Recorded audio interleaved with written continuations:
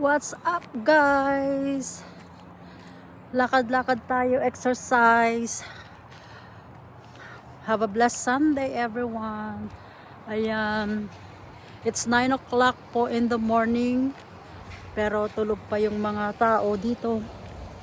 Tahimik pa ang paligid. Ayan. Tahimik pa ang paligid, mga nakayukot-kot pa sa kanilang mga kumot. Dahil Sunday, walang pasok. Ayan. So, ini-enjoy nila ang kanilang bakasyon. Ayan. So, pupuntahan natin ngayon. I-check natin kung may laman yung ating community box. Yes. So, titignan natin kung may laman. Okay? See ya. Alam nyo, minsan kasi nilalagyan nila yung minsan punong-puno na yung yung community box.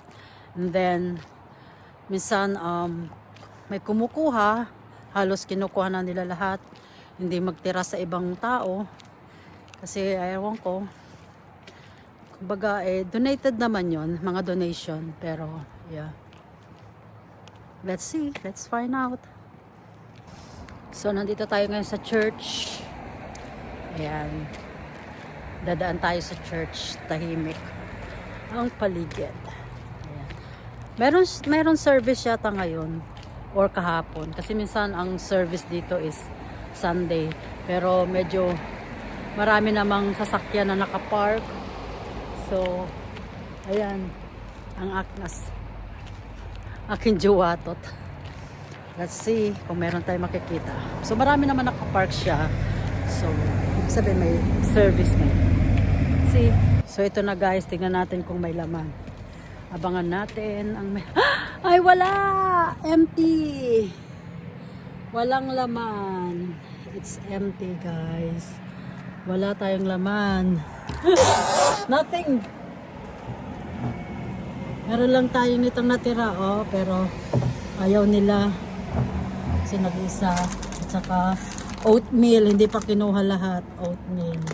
Ayan lang po ang laman ng ating community box. Walang laman.